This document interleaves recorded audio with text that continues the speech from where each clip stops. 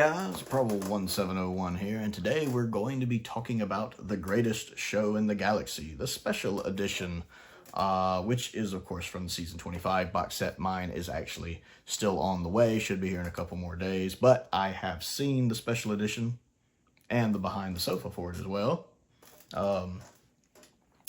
I never really thought the greatest show in the galaxy needed updated effects. Honestly, I actually think the updated effects for Greatest Show in the Galaxy, the original effects for the Greatest Show in the Galaxy are actually really good.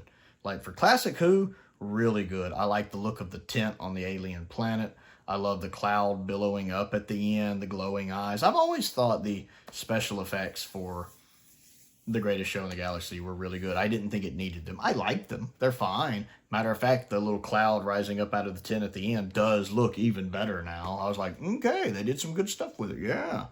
And of course, the Doctor reflecting the Gods of Ragnarok's blast, which I'm never going to understand why they only shoot there. Like, that shield's like this big. This big. And the three aliens are like, let's just shoot at this one spot the whole time. And he's just standing there. Maybe the shots are just drawn to the thing and they're not meaning. I don't know. That's... Oh, look, a plot hole I can drive a Mack truck through if I could drive a Mack truck. So I guess it's a plot hole I couldn't drive a Mack truck through. I can't drive a Mack truck. Oh, look, a plot hole I can drive an automatic Corvette through. But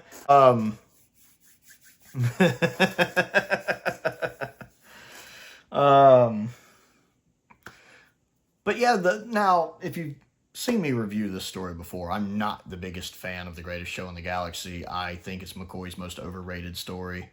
My least favorite story of the season, easily. One of my least favorite McCoy stories.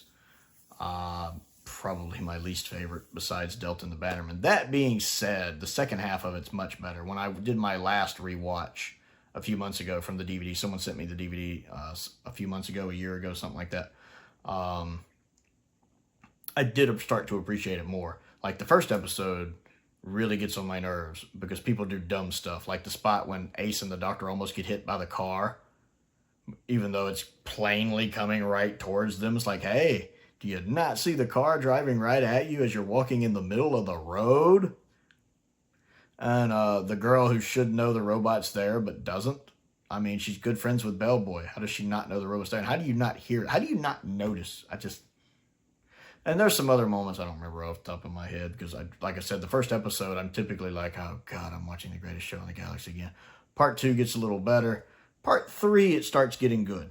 I like Part 3. I enjoy the cliffhanger to Part 3 with Mags or whatever her name is, Werewolf Girl. I always call her Werewolf Girl when she starts turning into the werewolf. That's a pretty cool scene.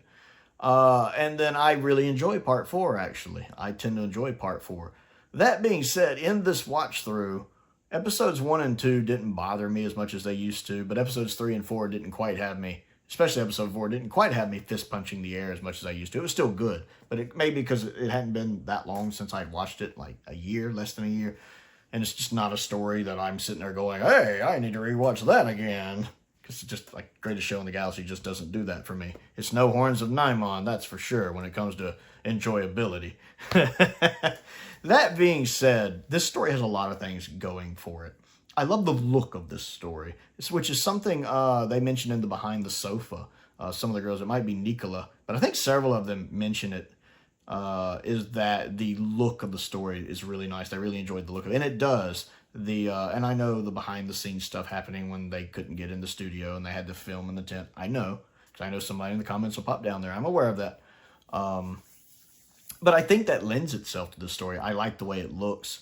Ian, was it Reddington? Is that his name? The guy playing the chief clown. He is so good in that role, which again is something they mention in Behind the Sofa. It's the fact that he doesn't get a lot of dialogue, but what dialogue he gets, he uses to great effect. But it's more what he's doing with his body language and his face, as a clown should, which gives him that sinister look and feel, that creepiness to him. It's just him being very good in that role and taking what could have just been a role and making it so memorable. I think that's one of the things most people who watch The Greatest Show in the Galaxy will take from it is the clown is really good. The guy playing the clown nailed it. And he did. He really, really nailed it. McCoy is fine.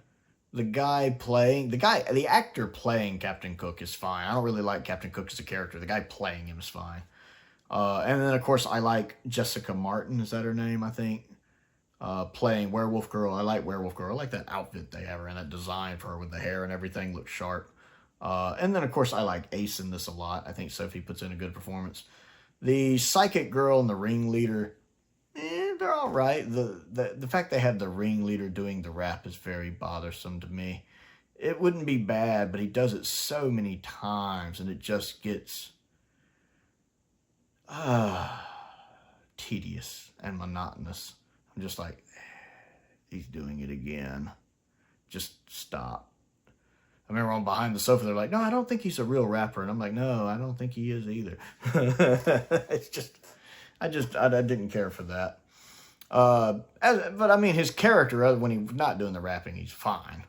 I mean, he's not blowing me away. Again, neither is the Psychic Girl, but they're fine. The Psychic Girl does a couple things with her expressions, her facial expressions, like when she meets the kind of nerd kid that I think is funny. And then the Ringleader, I do like that it does a lot of times in scenes where you see his mask slip and you see the concern he has because he doesn't want to get killed, that there is a little franticness to him sometimes. It's a subtle thing, but I like that it's there. I'm like, kudos to the actor for it. I don't really like the nerd kid in it. It just feels like the show punching down on its fans.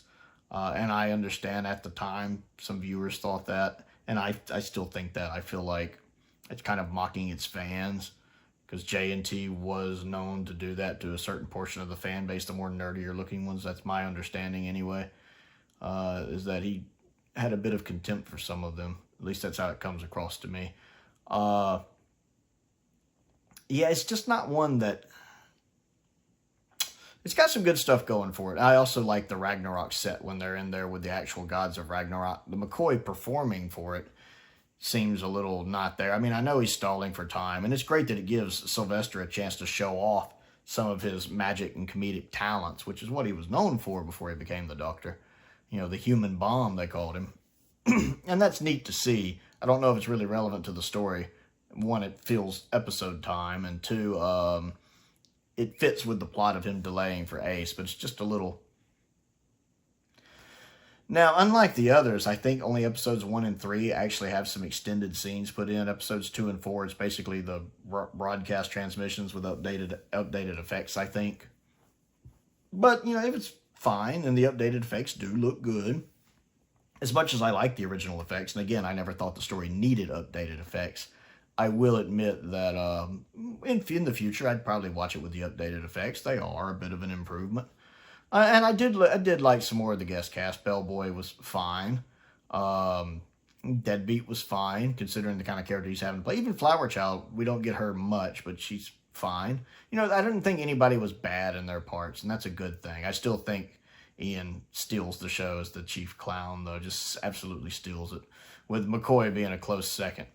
But it's definitely worth watching. I don't just dislike it the way I do Delta and the Bannerman. Usually that first episode, once I can get through that first episode, which I don't really care for, I'm usually in a much better place, especially by the third episode.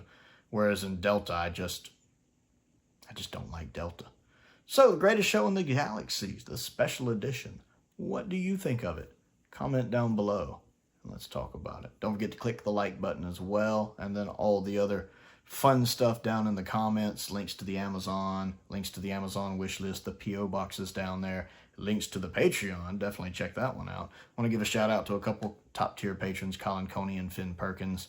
I appreciate their support, as I do the support of all of my patrons and YouTube members. It's very much appreciated. Most importantly, thank you for watching.